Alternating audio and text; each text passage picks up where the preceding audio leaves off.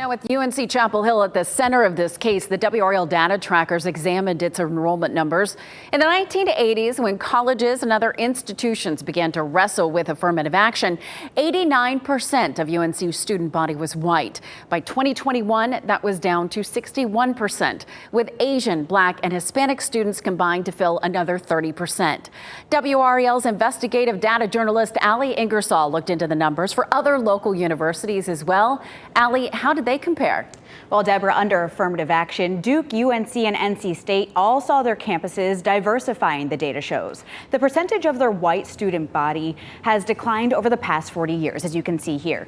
Duke, the one that is in dark blue, the white student body went from making up over 90% of the students on campus to just over 40% now. Advocates wonder how the ruling today will affect these demographics. Within our institutions, minorities have been routinely shut out. Historical data supports what Kendra Johnson from Equality NC is saying.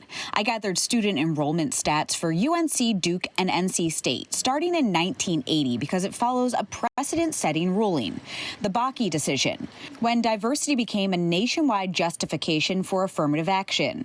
Data shows at that time, all three universities had primarily white student populations, about 9 out of every 10 students on campus were white. But by the time the lawsuit against UNC was filed in 2014, there had been a shift in campus demographics. Hispanic students saw the most growth among students who are considered underrepresented minorities in higher education.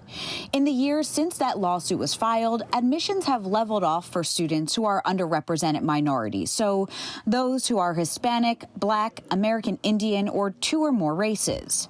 While students who aren't residents of the U.S. or who are Asian or Pacific Islanders now make up a larger share of the student population than they ever have before. Johnson says she's concerned that the ruling on affirmative action means eliminating a tool used to level the playing field, which will change the campus makeup and the varying perspectives offered related to that. People are challenging actually efforts to create a level playing field, but not rooted in our history. I don't think they understand. They see it as an unfair sort of advantage that's being given to marginalized people when that is not actually the case.